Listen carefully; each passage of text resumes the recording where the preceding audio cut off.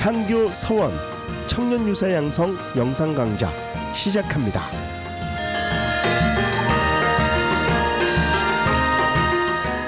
제1강 조선선비 유교 문화의 가치 이해준 강사님을 소개합니다. 여러분 반갑습니다. 사실은 그 현장에서 여러분 얼굴을 보면서 눈빛을 마주치면서 이 강의를 해야 되는데 영상으로 해서 좀 그렇긴 합니다. 앞으로 기회가 되면 또 이 강좌를 현장에서 또 할 수 있으면 참 좋을 것 같습니다. 되게 예고돼서 아시겠지만 제가 오늘 할 강의는 향교와 서원의 지성사적 전통이라는 문제, 그리고 그것이 갖고 있는 가치를 어떻게 보고 어떻게 활용할 건가 뭐 이런 얘기가 되겠습니다. 아마 이번에 들으시는 여러분들의 강의에 큰 틀에서요 아마 서론 같은 것이 아닌가 싶습니다. 편하게 생각하고 들으시고요.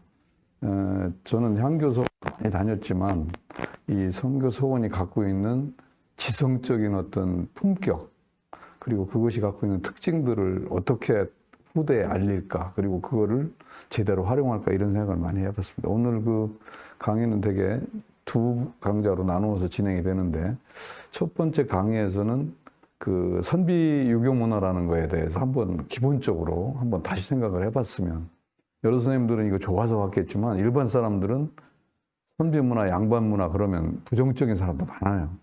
그래서 이 선비 유교 문화가 갖고 있는 가치, 그 의미에 대해서 다시 한번 좀 이 기회에 짚어봤으면 좋겠고, 특히 이제 여러분이 관심을 갖고 참여하신 향교나 서원이라고 하는 것이 그 중에서 어떤 의미를 갖고 있을까, 이거에 대해서 좀 간단히 짚어보는 게 첫 강의가 되겠습니다.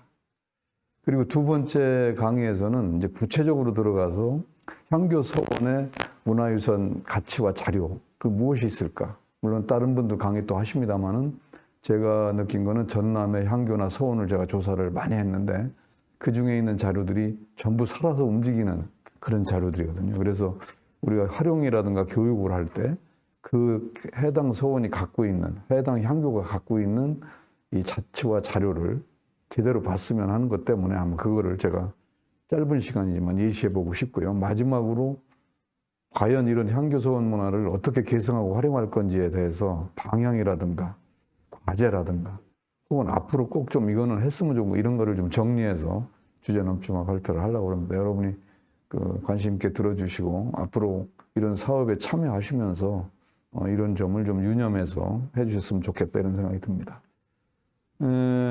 말씀드린 대로 조선의 선비 유교 문화의 가치, 이것에 대해서 한번 첫 번째 좀 말씀드리는데, 저도 지금 이 강의를 하고 있지만 저도 대학 다닐 때나 고등학교 때 향교서원 가라면 안 갔습니다.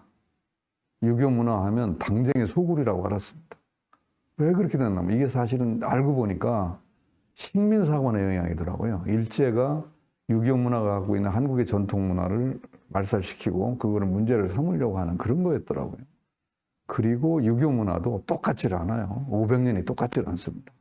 조선 초기 건국기에 사화기를 거치기 전에 신흥 유학자들하고 사화기의 유학자들하고 그 다음에 산림정치, 사족정치 할 때하고 그 다음에 조선 후기에 약간 그 특권을 누리면서 시술을 했던 그런 시기도 있었고 여러 가지가 있거든요. 그래서 전체 500년이 똑같지는 않지만 정말 우리가 볼 수 있는, 오늘 얘기할 수 있는 선비 유교 문화라고 하는 것은 굉장히 그 핵심 키워드가 있는 중요한 것이고 일반 문화가 아니라 사실은 지성 문화예요. 그래서 저는 이따 좀 얘기하겠지만 향교나 서원에서 유치원 학생들이나 어린아이들 데려오는 건 안 맞다고 생각을 해요. 오히려 먹물 좀 든 사회의 어떤 지도층이나 또는 남을 가르치는 선생이나 이런 사람들이 와야 된다, 이런 생각을 하거든요. 그래서 이 부정적 인식이 많아서 자랑스럽기보다는 부담스럽게 느끼는 게 많다라는 걸 우리가 한번 되짚어보자. 그러면 이건 이유가 있을 거다.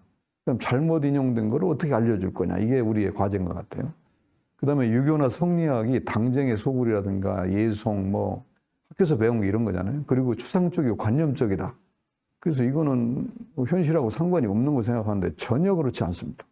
정말 실천하는 지성이에요. 그러니까 이따 좀 얘기하겠지만 전라도 같은 경우는 의병이 많지 않습니까? 의병도 그냥 의병하면 안 돼요. 죽어야 의병이라고 합니다. 전라도에서. 이게 말이 됩니까? 이건 실천입니다. 옳게 생각하면 내가 나한테 목에 칼이 들어와도 올바른 소리 하는 게 선비인데 이거를 자꾸 추상, 반념, 비현실 이렇게 얘기하니까 선비 문화를 잘못 본 거 아닌가 이런 생각이 듭니다. 제가 대학에서 강의를 하면서 양반의 점수를 몇 점을 줄 거냐고 칠판에 씁니다. 30점, 40점, 50점, 60점, 70점 이렇게 써놓으면 대개 학생들은 3, 40점을 줍니다. 여러분 기분 나쁘시지 않아요? 향교 출입하는 여러분 양반의 자손이죠? 30점, 40점 평가받으면 기분 나쁘죠? 제가 그걸 치웁니다. 거기다 다시 선비라고 씁니다.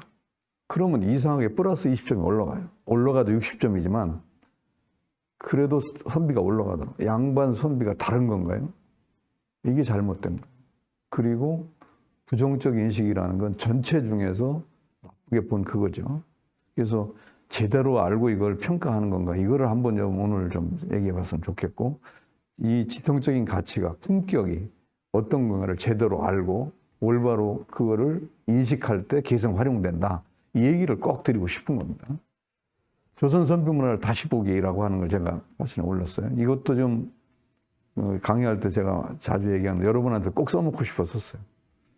양반 때문에 나라가 망했다.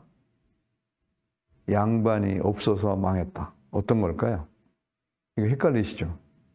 근데 대개의 경우는 당쟁 양반 때문에 나라가 망했다고 하는 사람들이 많아요. 특히 이제 서양 문명을 익숙한 사람들이 꼭 그런 얘기를 하고 그래서 제일 먼저 없어질 게 양반 유교문화다 이렇게 얘기하는 사람이 많은데 지금 PPT에 지금 보시나 모르겠지만 그 한자로 쓴 걸 한 번만 봐주세요. 여러분들 한번 잘 아실 테니까. 조선시대에 당쟁이라는 말은 없었어요. 붕당이라는 말을 썼죠. 이 식민사가들이 당쟁이라는 말을 쓴 거거든요. 저 글을 보면 붕당이 심하면 즉 나라가 어떻게 되고 붕당이 없으면 즉 나라가 어떻게 된다. 그 가로수에 뭐가 들어갈까요? 그 두 가지 중에 하나는 어지러울 안자고 하나는 망할 망자입니다. 붕당이 심하면 나라가 망한다고 생각하는 사람들이 많아요. 당쟁 때문에 망했다고 우리가 했듯이. 근데 저 글에서는 이게 조선 후기의 글이거든요. 붕당이 심하면 곧 나라는 혼란스럽다. 그러나 붕당이 없으면 나라는 망한다. 조선이 망한 게 당쟁 때문에 망한 게 아니라요. 세도 정치 때문에 망한 거예요. 요즘도 똑같아요. 청와대에 줄 서기 하면 나라 망합니다. 여야가 강력한 비판을 하면서 자기들이 약점을 안 보이려고 노력을 하고 문제된 걸 바꾸고 하는 것이 잘하는 거예요. 근데 그거를 당쟁이라고 우리가 표현을 한단 말이에요. 사실은 이것부터가 우리가 잘못된 거다. 그 다음에 아까 태영인이 비현실성 얘기를 했는데 제가 아는 선비는 멋진 선비예요. 죽어야만 의병이라는 표현을 쓴 게 바로 그건데 지성적이고 도덕적이고 자기 스스로가 그걸 실천하려고 해요. 그리고 정치도 주도권을 가지면서 밑으로 내리는 게 아니라 자치, 자율 이런 걸. 그 다음에 비판하는 지성이 진짜 지성이라고 합니다. 알랑 떠는 지성은 지성이 아니에요. 이런 것이 사실은 조선시대 얘기지만 조선의 선비문화 얘기지만 오늘날 그게 필요한 거죠. 그래서 나는 향교나 서원에서 유교문화와 선비문화를 자원으로 활용하거나 한다고 하면 이런 걸 좀 제대로 하셨으면 좋겠어요. 거기서 무슨 글자 배우는 거, 무슨 뭐 절하는 거, 참 마시는 거 그런 거 하는 데는 아닙니다. 아니 정말이에요. 저는 아주 그걸 보는 순간에 이건 아닌데라는 생각이 굉장히 많이 듭니다. 그리고 그렇게 해서 실천을 했기 때문에 믿음과 권위와 존경을 얻게 되는. 그래서 양반을 어른이라고 그러잖아요. 요즘은 틀려먹어서 양반하면 욕이 나오지만 원래 옛날엔 어른이에요, 양반. 여러분 기억날 거예요. 노비가 주인 양반이 늦게 들어오니까 밥이 싫을까 봐 끌어안고 있다 줬다. 이런 거 이해되십니까? 또 외적이 쳐들어왔는데 주인 대신 앞에서 칼 맞아 죽었다. 이게 말이 돼요? 잘하지 않으면 절대 그렇게 하지 않습니다. 내가 전라도 와서 강의를 하니까 이 얘기 하나만 할게요. 여기 광주에 송정 뭐죠? 고경명 장군의 사당이 있죠. 포충사. 거기에 제가 강의를 갔었는데 그때 강의를 할 때 40대 초반이었던 것 같은데 겁도 없이 이런 얘기를 했어요. 고경명 선생이 장군이냐 선생이냐 제가 물었어요. 그때 한 200명 이상 모였던 것 같아요. 물론 고경명 후손들이 제일 많았겠지만 고경명 선생이냐 장군이냐 대답을 못 하더라고요. 그런데 보통 교과서나 일반은 장군이에요. 왜? 의병장이니까. 근데 고경명 선생에 대한 일화 중에 재미난 일화가 있어요. 하나가 뭐냐면 마상경문이에요. 마루에 올라가서 제자들한테 아야 붓하고 종이 갖고 와. 그럼 거기다가 글을 써요. 마루에서 경문을 쓰는 거죠. 그걸 쓰면 모든 사람이 다 따라 붙는다는 거죠. 근데 말이 움직이면 말에서 떨어진대요. 낙마 장군이에요. 장군이에요, 선생이에요. 여러분, 장군이에요, 선생이에요. 이게 선비 문화를 지금 우리가 왜곡시키거나 잘못 알거나 비틀어서 볼 때가 많다 이거죠. 목숨을 걸고 지금 고경문 선생 같은 거 60 넘어서 갔거든요.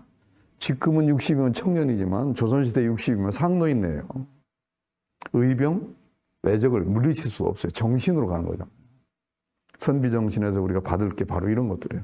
현실 비판, 개혁 정신, 그리고 실천성. 이런 것을 제대로 가르치고 계승하는 게 향교 서원의 활용 사업이에요. 거기서 뭐 김씨 아무개 누가 잘했다 이 얘기를 하자는 게 아니에요. 그것도 필요하지만 이런 게 굉장히 필요한 거다. 그리고 이제 그걸 좀 조금 더 줄여서 이제 다시 한번 좀 요약해서 얘기를 간단히 정리해 볼게요. 첫째, 고도의 학문적 질과 깊이를 배경으로 한 그게 선비 문화다. 학문적 질과 깊이. 지금 인문학이라고 보통 얘기를 하거든요. 저는 사학과 선생이에요. 저는 인문학이과예요. 사회학이과예요. 전부 인문학이라는 사학과가 인문대학에 있어요. 그런데 역사학은 인문학만은 아닙니다. 사회과학입니다. 역사적 경험을 토대로 해서 사회를 어떻게 바꿀까? 이럴 때는 어떻게 할까? 이런 거거든요. 그래서 사실은 선비 문화는 인문학이라고만 하지 말고 문사철이 다 합쳐져 있고 현실 정치에 다 관련되어 있는. 두 번째는 도덕적으로 완성된 실천자다. 경세가를 꿈꾸는 사람들이다. 유학자들이. 도덕적으로 완성돼서 그걸 몸소 실천하는 거고 사회를 어떻게 지성으로 주도자로서 얼마만큼 잘할 수 있는가 이런 걸 가르치는 거예요. 그 다음에 공론과 여론의 대변자였다. 지금 같으면 어떤 공론이 이루어지는 과정에 주도를 한다든가 그 공론을 대변해서 여론을 정부에 알린다든가 이런 거예요. 그러니까 여러분 혹시 들어보셨나 모르지만 지부상소라는 말이 있어요. 도끼를 등에 지고 임금 앞에가 상소를 올린다. 그 뒷말이 가로 속에 이런 말이 들어요. 각하, 내 말 안 들으시려면 내가 틀렸다고 생각하면 이 도끼로 나 목을 치십시오. 그러나 나는 할 소리 하겠습니다. 이런 뜻이거든요. 얼마나 멋쟁입니까? 그런 것이 바로 공론의 대변자인 거지. 자기 이해를 따지는 이런 요즘의 지배층들, 지도층들 가보면 좀 마음에 안 들어요. 마지막으로 문화예술의 창조자입니다. 저는 보면 이 지성이고 도덕이고 사상이기도 하지만 글재주가 우리 선비들 중에 문집 안 내는 사람이 거의 없어요. 그래서 그걸 문화로 표현하는 정말 멋쟁이 선비 유교 문화가 그런 거다. 물론 이게 500년 동안 똑같지는 않았지만 이제 그런 거를 좀 생각하면서 봤으면 좋겠다. 이게 이제 제가 생각하는 거예요. 두 번째로 좀 넘어가서 이제 조금 더 구체적으로 들어가 볼게요. 향교와 서원 문화에 대해서 좀 얘기를 해보려고 합니다. 향교 서원하면 되게 제향적으로 알아요. 제사 지내는 거. 지금도 똑같은 것 같아요. 가서 조용히 하라고 그러고 손 모으라고 그러고 절하라고. 저는 그건 아닌 것 같아요. 나는 사당에서 절할 때도 내가 유림들하고도 그런 농담을 많이 합니다만은 아니 절만 하면 다 잘 되는 거예요? 그게 아니라 나는 그렇게 생각합니다. 제가 틀릴 수도 있지만 향교나 서원에서 사당이나 대성전에 절을 할 때 향교 같으면 공자님 앞에 가서 공자님 저 열심히 살고 지금 유학자로 살려고 노력했는데 제가 잘 살았습니까? 이거 체크받으러 온 거예요. 절하면서. 응? 서원도 마찬가지입니다. 선조가 되는 분이라든지 스승되는 분한테 가서 제가 선생님의 사상을 이어받아서 지금까지 살고 있는데 얼마나 제가 똑바로 했는지 혹시 잘못한 건 짚어주십시오. 이런 건 지금도 후회를 하는데 앞으로는 절대 그러지 않겠다. 이런 걸 체크받거나 교감하기 위해 가는 거지 절하러 가는 건 말 아니거든요. 그래서 이제 그게 문제고 두 번째 이제 저는 여기다 써놓은 게 지성들의 집회소고 사회교육의 장소다. 이게 바로 활용에 필요한 부분이에요.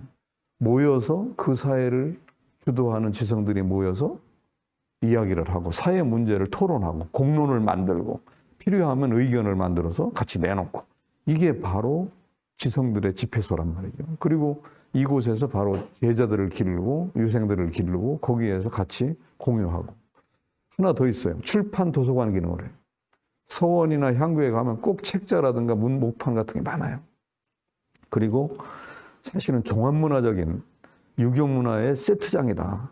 교육, 재래, 사상, 인물, 유적 이게 다 있는 이런 것들을 좀 생각하면 봤으면 좋겠다라고 하는 게 여러분한테 꼭 강조하고 싶은 거고 이 얘기는 이제 D강에서 조금 더 자세히 하겠습니다.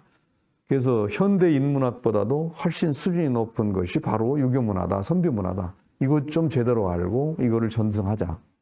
속이 취한 자기에 대한 수양도 필요하지만 그거를 어떻게 도덕성 있게 실천하고 그리고 사회를 비판하는 양심적인 지성이 될 수 있을까? 이런 생각을 하면 멋있지 않아요? 참 멋있다는 거예요, 선비들이. 그리고 이제 종합적인 학문이다.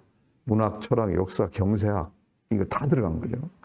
그리고 이런 거를 바로 권위로서 내세우는 게 아니라 전통으로서 굳어진 게 아니라 그게 어른과 양심과 그다음에 실력을 토대로 해서 실천을 토대로 해서 지도자의 상을 보여주는 거죠. 그래서 향교 서원에서 어떤 우리가 프로그램을 운영한다든가 교육을 할 경우에 바로 우리가 그런 걸 좀 익히 알고 이걸 전승해서 활용하자. 이런 얘기를 좀 했으면 좋겠어요. 그래서 선비문화의 본질을 재음미하고 현대적 지성이 어떻게 쓰면 좋을까 이런 걸 한번 생각해보는 이걸 통해서 학문과 삶, 도덕 실천의 삶, 그 다음에 개성과 자존심의 삶, 그 다음에 문화예술의 삶을 했던 선비들의 모습을 제대로 보는 거, 유학의 모습을 제대로 보는 거, 이게 바로 향교 서원에서 보여줄 게 아닌가. 그래서 저는 강조하지만 향교의 서원에서는 건물이나 제약만 하는 것이 아니라 특정 인물만 얘기하는 것이 아니라 조선시대 지성사, 조선시대를 지배했던 대표적인 지성인들의 모습을